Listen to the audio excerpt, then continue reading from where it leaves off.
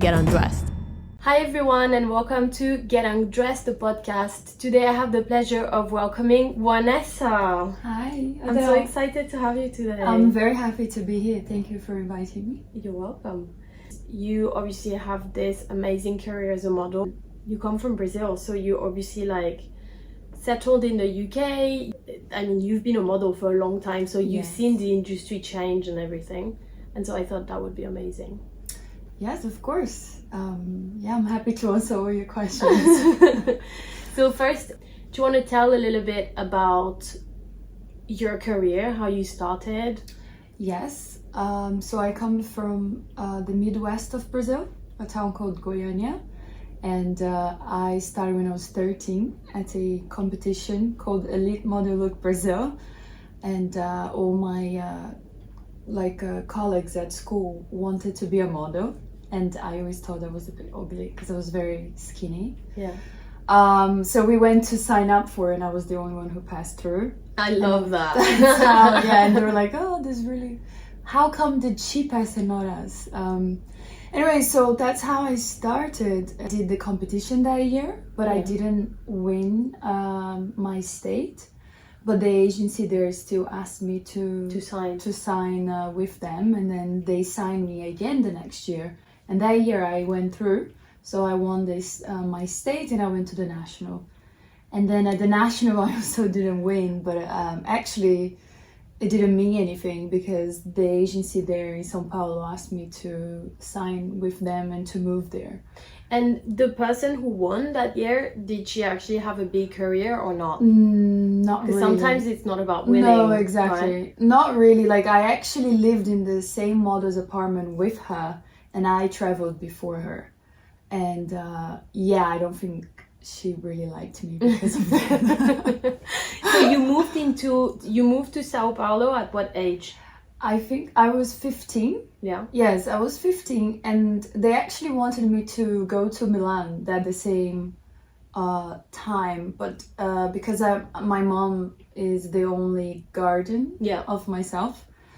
In Brazil it was a bit harder if you're under 16 to travel when you only have one parent, because the judge would have to authorize. Yeah.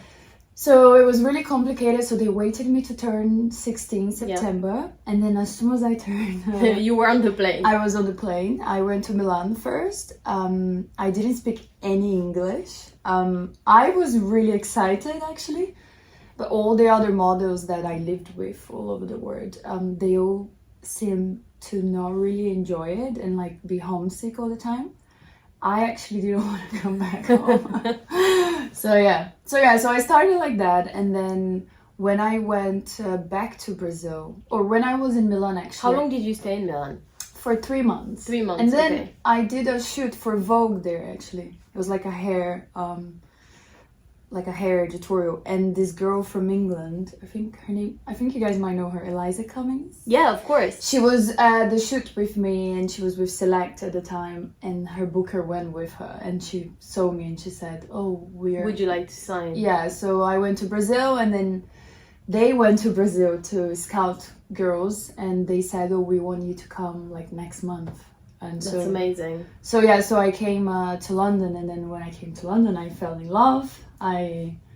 It's always been a place that I love to be. Yeah. It was really hard because I didn't speak any English because I went to Milan, so Italian is closer to Portuguese. Yeah. So I was learning Italian. Yeah. And I remember trying to go to a casting and asking the metro, and they're like, the tube? I was like, what? I thought as well. I was like, there is no tube in here, because for me a tube was a tube, you know? Exactly. And I was like, what the fuck are you talking about? The tube.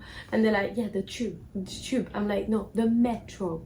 Yeah, exactly. I did the same. And so basically I walked back to the house I was staying, and I just cried, and I was like, I just don't know how to go to do anything. And then the agency was very helpful actually at the time. They then got someone to chaperone me just to learn how to take the That's tube. amazing. Yeah. I've never heard that before from an agency. I know, That's actually amazing. Well, I guess they really wanted me to stay. Yeah. Then they moved me to live with two other models that was also 16 from England. So that's how I learned English so quickly, because I lived with this other teenager that, you know, only spoke English. They would make a lot of fun of me, but that made me want to learn quicker. I stayed for 8 months. And did you go back to Brazil within the 8 months or not at all? Yeah, well, after 8 months, obviously my mom is like, you gotta...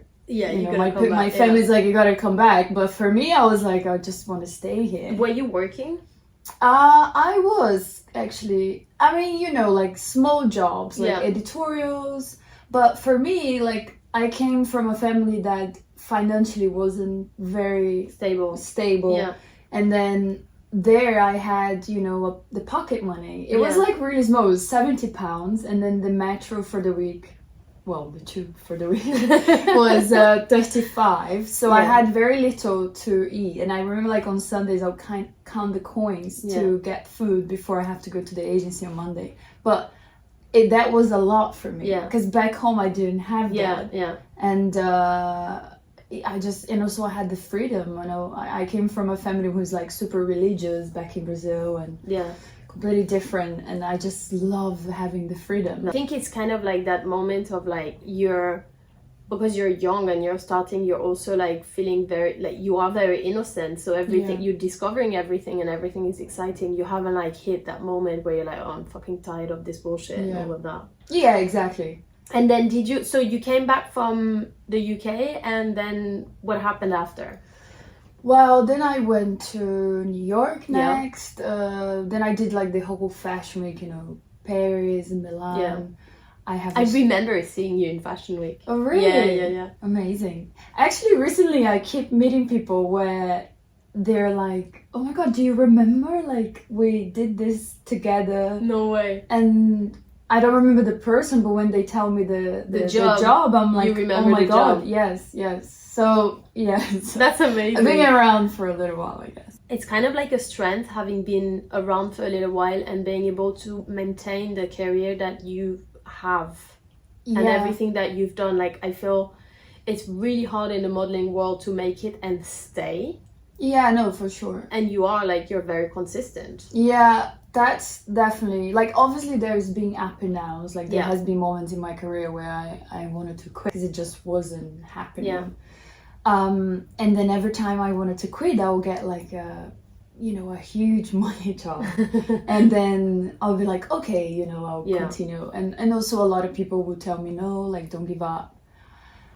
And I didn't, and I went through a moment of very difficult time, and then suddenly it just like that... It clicked. Yeah, that time that I had, you know, suffering, kind of understanding also myself, it paid off. In a way, like, you grew up in your job and in your personal life at the same time as well. Oh, yeah, because, you know, I was a child before, and suddenly you're like alone, but I liked that thing of being alone. Obviously I didn't like struggling, quite depressing, but yeah, it's true. And was there a moment in your career where you thought, oh my God, I've made it? Like, you know, you look at a moment, or you're doing a job and suddenly you stop and you look around and you think, fuck, like... Yeah, I think right now, the older I get, the better my career gets, which is unusual because most the girls that started with me, they are not doing much. And if they are, they're doing very little back in Brazil or where they come from. Yeah, no, I mean...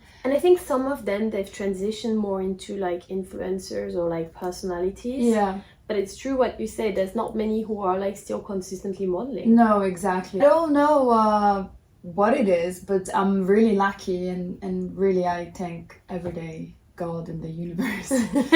And I hope, you know, it continues that way. But I think people sometimes think that modeling is just a pretty face and it's just like having a body, and what I see as a stylist is like, actually modeling is not just about that. It's about the personality of someone and how they interact with other people, and how, like, you know, how you're gonna be once you arrive on set after traveling non-stop and being super tired or being sick. And it's like, I think that's what makes the difference between models. The thing I learned through the years is, obviously when you were like a teenager and you have all this money coming in, you don't really care so much.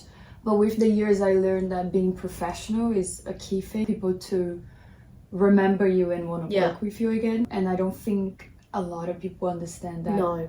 Because of how young they are. And no one tells you. No, exactly. No one tells you be careful with the money. No one tells you not be at all. careful how you interact with people. No one even tells you like, oh, you gotta pay taxes, for example. My best friend is an ex-model, and I remember we were in Spain at the time, and then all of a sudden she gets a letter and they're like, do you need to pay that much in taxes? And she's like, what? And she had asked the agency in Spain, she was like, do I need to pay any taxes and stuff? And they were like, no, we're taking care of it. But what they failed to mention is like they were taking care of one side of the taxes, but they were not taking care of the other side of the taxes, because there's not only one tax bill, there's several of them. She had to take a job to pay the taxes, and then she got stuck in that job because it was a e-com job. Oh yeah. And she had to sign a contract, and then she got stuck within that contract and she couldn't get out. You talk about contract with me, I'm like, no. I'm the same. When people are like, I want to put you on a retainer, I'm like, no. Like, let's stay the way we are. Well, especially I feel like for me in the age I am, I don't want to stop any other opportunity that might come, because you know it's now or never. And if I sign a contract, that will mean I can only work for one certain brand. You know, like the opportunities for me much lower. Yeah. So obviously you work a lot. Wanessa works a lot with McQueen, and I want to talk about this and how it is to work with a brand on a regular basis, how it is to be there from the beginning of the collection, like the deep creation of a collection, the inspiration, up until the last minute and the fashion show. It's pretty amazing, I have to say. This is the first time in my career. I mean, I've been with them now for 4 years. I have done stuff for them before, but like consistent 4 years. And it's pretty amazing because I learn, you know, about fabrics, about stitches. I learn also like all the mock-ups. You know, sometimes like they will do a mock-up before they even do a sketch, and they play around. It's a kind of amazing, and how much work there is behind, you know, the clothes that we wear. People don't realize. Because we think, oh, you know, just the clothes looks amazing. It's so much like there is the atelier, the designer, you know, like the creative director. There is also like the people who does like this wholesales and you know, merchandising, e-com. It's like it's a whole world. It's so much bigger than what we think, and it's pretty amazing actually to be part of that, because I don't think I would have learned any of this so well even if I went to the school to study. Because even when the kids, you know, coming fresh from school, there's still things that they don't quite know or understand yet. And I think when I was in fashion school, no one told me, no one told me about e-com, because e-com at the time was non-existent. People were not shopping on the internet, which shows how old I am. And so people were not shopping on the internet. They were basically telling us, you're going to be the queen of fashion, and no one told you how to do an invoice, how to pay your taxes, about the fact that once you've created this amazing collection and the collection is done, you actually need to sell that collection. And that's something that's super creative and super beautiful, doesn't necessarily translate into a commercial piece. And so how to have like the initial collection that's for the show, but then the commercial pieces which are inspired by the show, you know, all of that. There's a whole commercial collection that is obviously related, because we have to take elements from the fashion show, you know, collection, and then make it into a commercial piece. It's a lot more than you think. And it's like even the shows now, if you think, it's much more wearable now. Fashion has become more commercial in general. Yeah, it's true. It's completely like different. And also now for me, I understand, because working so close to a brand, you know, let's say if I didn't work so close to the brand, I would be thinking, oh, but it's not the same. Like, why, you know, it's a bit more commercial. But now I understand how important actually it is, because the person who is buying it needs to be able to wear that outside of the catwalk, right? And I think the reality of it as well is the sizes on the catwalk are, especially nowadays, very far away from most of the women's bodies. Yeah. And I think that's probably why as well, like, designers are making commercial collections so you can adapt it. Well, also a lot of clients, a lot of brands Yeah. are also making diversity of size Yes. on the shows. Because I mean that's, you know, the people who buy, they are not really a sample size, right? Yeah. They are completely different sizes. Yeah. So I think the brands are more understanding of that. Through your career, how have you felt like towards like that whole thing of like people being like, you need to lose weight, you need to gain weight, you need this, you need that, like how does that feel? And how is it now? Because obviously now you're a grown woman, so you're also having much more of an idea of how you want your body to look and what's healthy and what's not healthy. I was very lucky. I always ate horribly and I never had problems. It was only up till COVID, where I was home for like 3 months with my like new boyfriend, that I didn't actually realize, because I was working out and eating, and then I went back to the fittings and like the clothes were just not like wasn't closing, and I was like, oh my god, this is like the first time I actually have to think about what I'm eating. And so, you know, I mean, obviously I wasn't like starving myself, but I was like, I feel more healthy, like even if I don't have a diet that is very healthy, but if I just work out at least like twice a week or something like that, I feel healthy. Doesn't matter what I'm eating. I'm the same, like I have a workout and even though I have an ice cream after, I'll be like, I'm so healthy. Like, I think it's just taking time to take care of your body. Exactly. And also if you get older, like as a teenager, I don't know, early 20s, I wasn't like thinking about body, not even skin. Only recent, in the past 4 or 5 years, I start actually realizing how important for my job and just for life that it is to look after you know, my skin, my body, and be like, you know, healthy. You've been in the public eye and you grew up in the public eye, and how's this been with people around you, and especially men as well? Like, how does it feel? Because I know sometimes, like, well, I'll be going through pictures with friends and they're, oh my god, who's this girl? And I'm like, oh, it's Wanessa, she's a friend. And they're like, oh my god, it's like the dream girl. Well, I have had, like, have you had a moment where you realize like, okay, I look a bit different, I'm really beautiful, I have like this crazy amazing body, and people do look at you a lot more? Do you have that? I mean, I am not that person.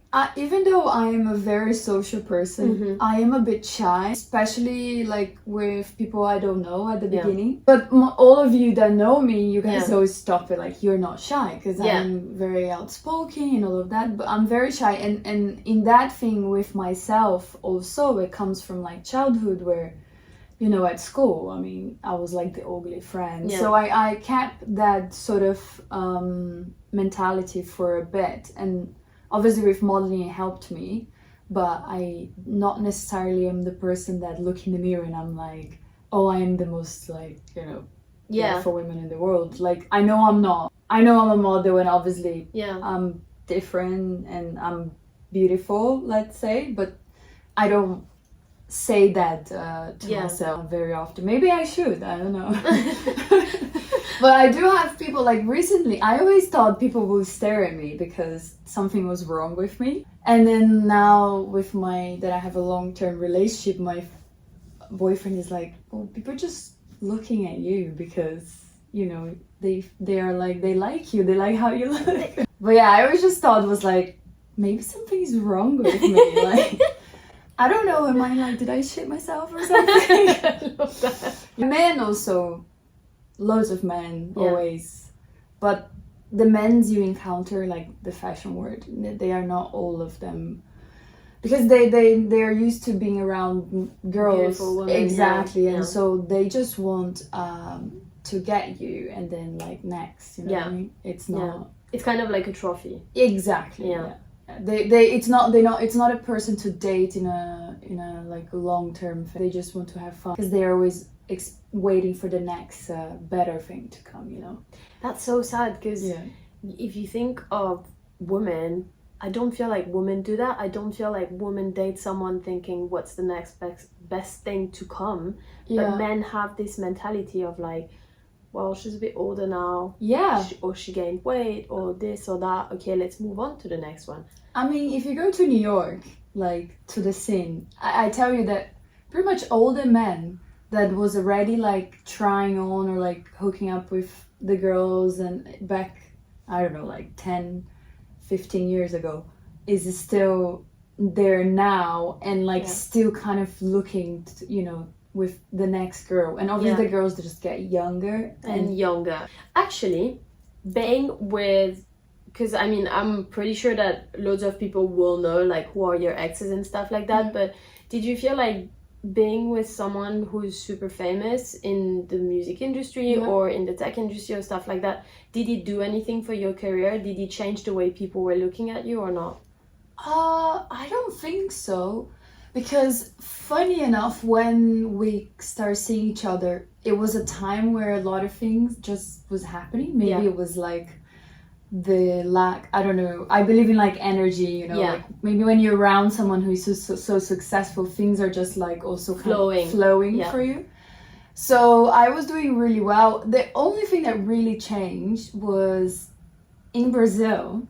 They never really want to work with me because I'm like very Brazilian, kind of common look for them. They always like more, you know, blonde, blue eyes kind of model. So when I dated this person in particular, they were like obsessed with the idea. Really? And they wanted me to go there to do the fashion week. And I went, and like at backstage, they would like kind of harass me to like ask, but they wouldn't ask about me.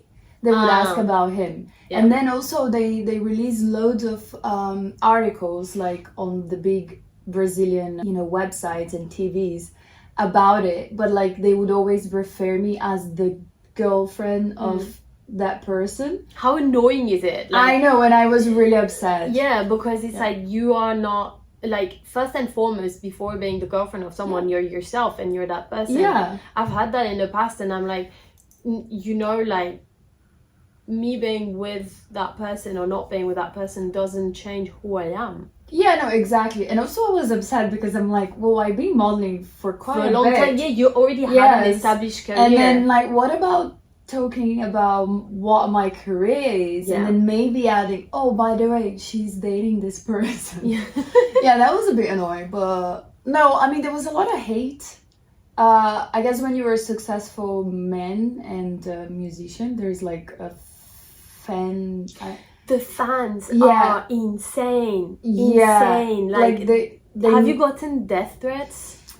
Not quite, but I have got like comments about like my private parts and stuff like that was outrageous. And like I was still relatively young and I didn't know how to like deal with that hate. Like they made fake like Twitter pages just to like harass me and like talk bad things about me that like they don't know you. No, exactly, they don't know me. And plus, how dare you talk about someone like that when you never even met? But you know what's funny is all these people who are hating on the internet, funny enough, like it's like when you get someone who's hating on you on Instagram, most of the time you go to that page and it's actually an Instagram that's private or has 5 pictures of, I don't know, flowers or something like that.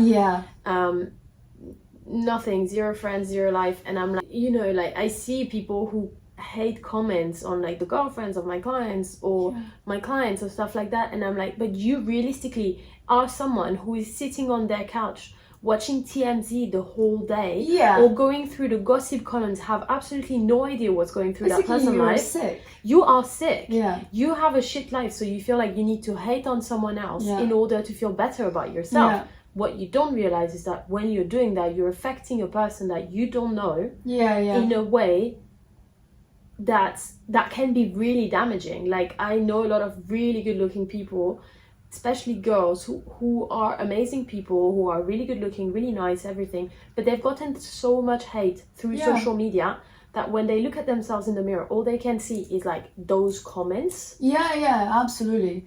Like some of them really upsetted me because, for example, they'll be like, oh my god, like where did he find this ugly like girl? She's so ugly, and like they will call me ugly so much that at some point I was like, maybe I am ugly. Like, especially from when I was a child, I always thought I was ugly, so it was like bringing me some sort of insecurity that I already had kind of gone past it back, and it's so weird. Yeah, but yeah, that's gone now. By working with musicians, I've gotten so much hate. Sometimes I'll post something and I'm past it now, like I'm like, yeah, whatever. But it has actually been an issue in the past where I would start working with a band and I would be like on the sofa with my now husband, and he would get like an Instagram message from someone being like, yeah, Adele is currently with like that band member in a hotel in that place cheating on you, and he's looking at me and he's like,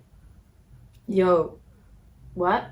And I'm like, well, you can see it's not true. I'm sitting next to you right now. God, that is insane. But it's like people will go through such a deep extent to make a point about something that's not happened, never happened, will never happen, because that's your job and they're your clients. Also, the craziest I have got, I don't know if you ever have got this, is people would send me DMs asking money.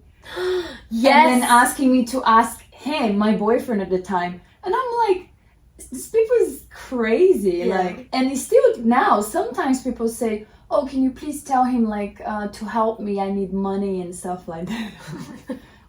I haven't been with him for like years, and so get help. Yes, exactly. You in a way have made such a long career out of modeling that it's really inspiring for a lot of girls who want to be modeling. Yeah, I hope so. I think so. I hope. And I want to ask you about the rise of social media, because obviously like 5 years ago, you know, maybe a bit more than 5 years ago, it didn't really matter if you had followers or not, if you were active on social media. It mattered that you were a good model. Yeah, exactly. It's kind of weird, I have to say now, with the social media, because before you were a model because you were like this person who the fashion community liked it, the industry was looking for. But like now I just for example, I've been modeling for a while and I just can't get followers. Like, I don't understand how some girls that are not even like models, because now everyone say they're models, but they're like different types, and some girls are like models, but they're just Instagram models. And like when you see them in real life, they're like, so different. They're completely different. They're not what they're selling on their page. No. And you normally when you go to a casting, if when you show up to a casting and you look really different, especially like your sizes or I don't know, people are like, you're a catfish. Yeah, exactly. Basically the Instagram models are a bit of a catfish. Yeah. Because, you know... But often they're not signed to agencies. No, exactly. But then I don't understand like this, you know, like 100,000s of... I mean, I don't even know if that number exists, but... of followers. It's insane because I try really hard. I'll tell you one thing. Two things, actually. I've got a few videos that have gotten viral on Instagram and TikTok. A, it's done nothing for me. B, the type of videos that have gotten viral is literally my son wearing Nikes next to a kid who's wearing Crocs. Oh my god, that's Or funny. Me showing like the Balenciaga tape.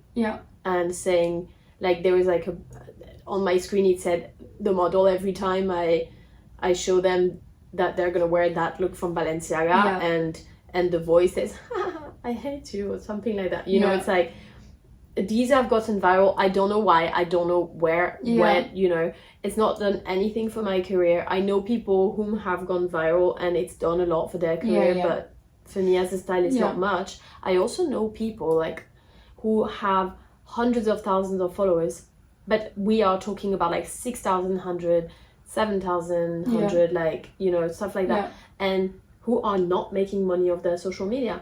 So I think there's this very That's good to know, actually. Yeah, like you can make there, and there is a lot of people who have like 20,000 followers and they are making money through social media. So it's the reality of that is like some people will make the best out of it and some other people have that tool and do not understand how it works. And I think for you as a model, it's great that you're on social media. Does it change your career? I'm not sure.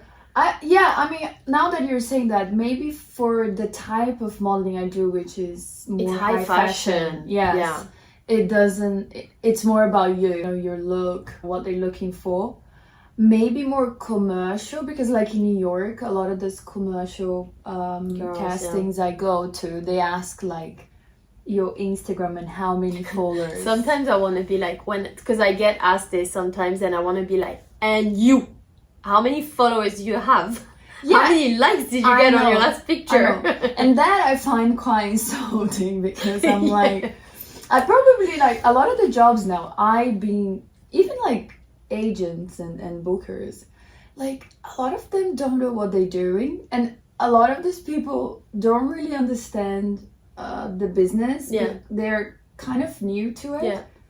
And I couldn't agree more. And then I'm like, I'm working for people who've been for less time, which is great, but you know, they're not understanding things the same way that I am, at least. I mean, I don't know.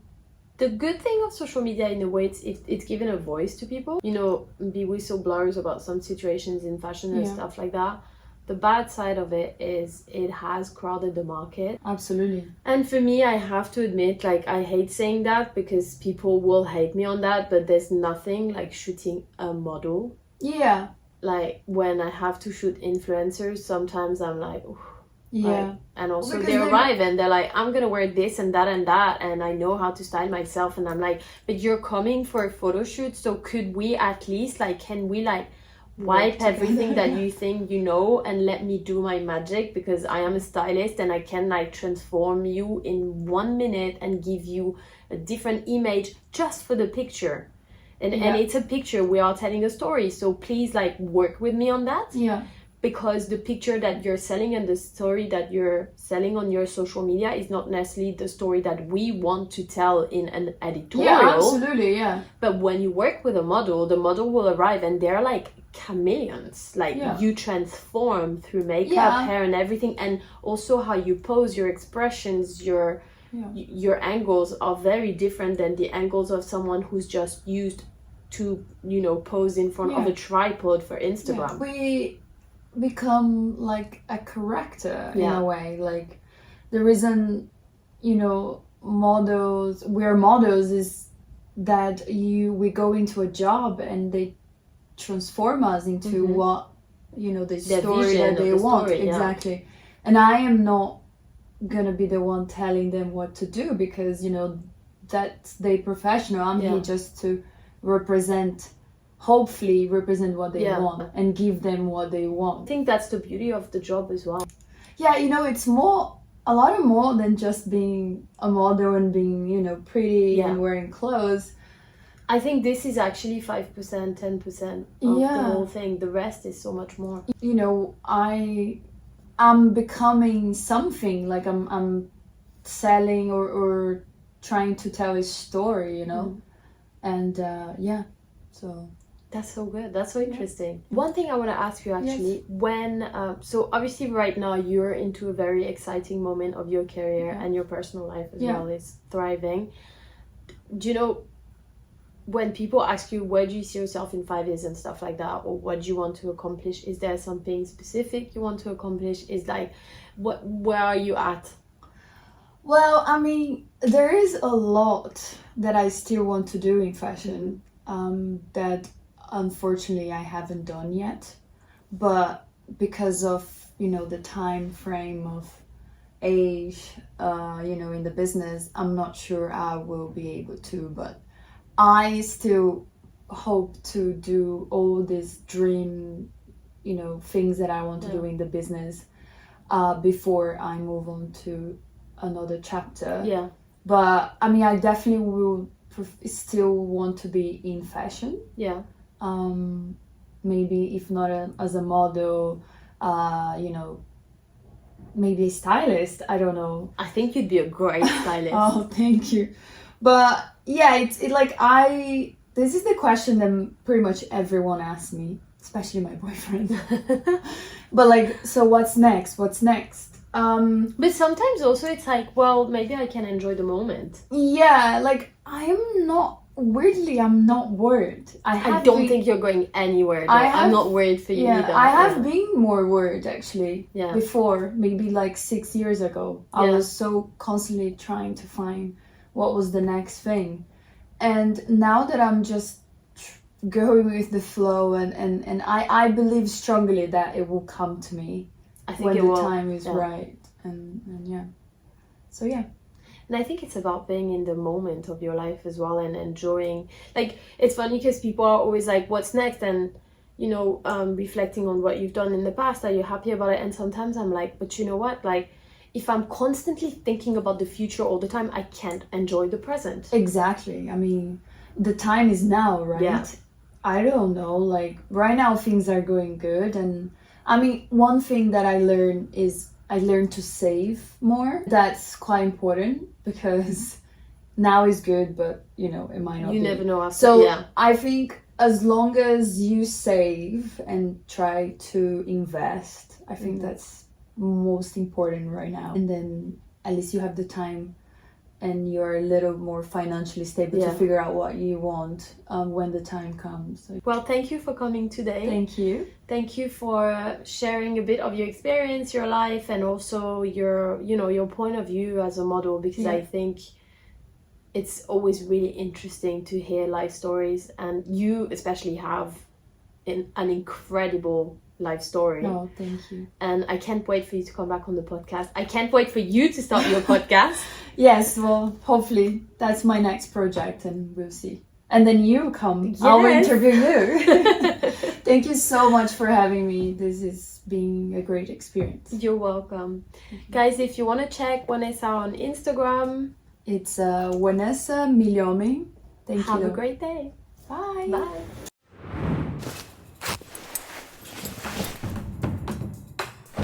Get undressed.